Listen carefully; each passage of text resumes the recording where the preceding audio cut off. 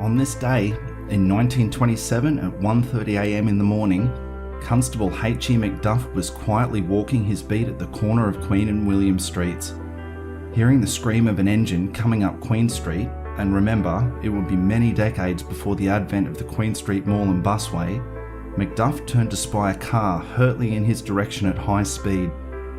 Unaware a fellow constable had already attempted to unsuccessfully hail down the vehicle further back along Queen Street, at the corner with Albert Street, he threw caution to the wind and stepped out into the roadway to give the necessary signal to the driver to stop.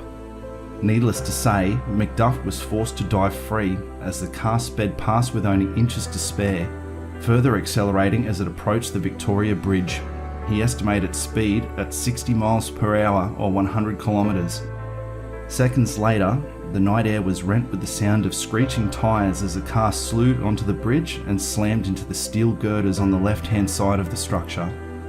The phenomenal impact not only reduced the car to twisted steel, but also amazingly managed to twist the heavy steel bridge girder that had been struck. The vehicle's 4 occupants were jettisoned out onto the roadway as the car was torn open, and Macduff and his fellow officers were soon met with a very bizarre sight upon reaching the scene. William Marshall of William Street, Woolloongabba, was found unconscious, draped over the running board of the wreck with multiple serious lacerations to his head. John Moran of Agnes Street, Coorparoo, was found unconscious on the other side of the wreck with serious lacerations to his face. Malcolm Fallon of Venner Road, Annerley, was discovered semi-conscious and, despite repeated requests to lay down, insisted on staggering about the bridge whilst bleeding profusely from the head.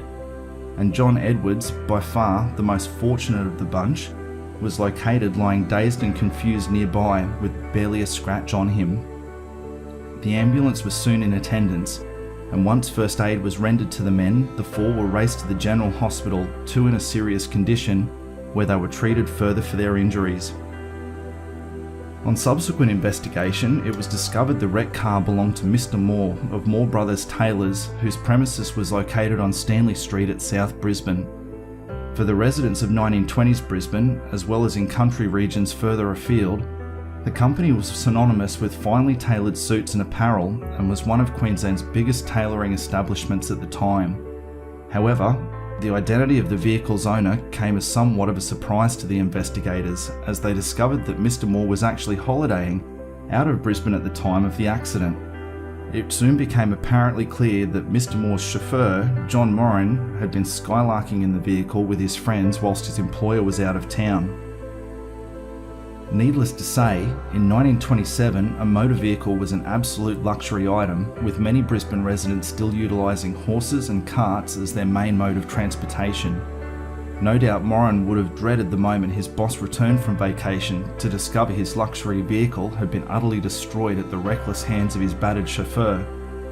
Once Moran's wounds had been given a chance to heal, he was brought before the Summons Court in Brisbane and fined £5 for reckless driving and a further 3 shillings and 6pence in associated costs, although the expense likely paled in comparison to the punishment dished out by Mr. Moore for the value of his demolished prized automobile.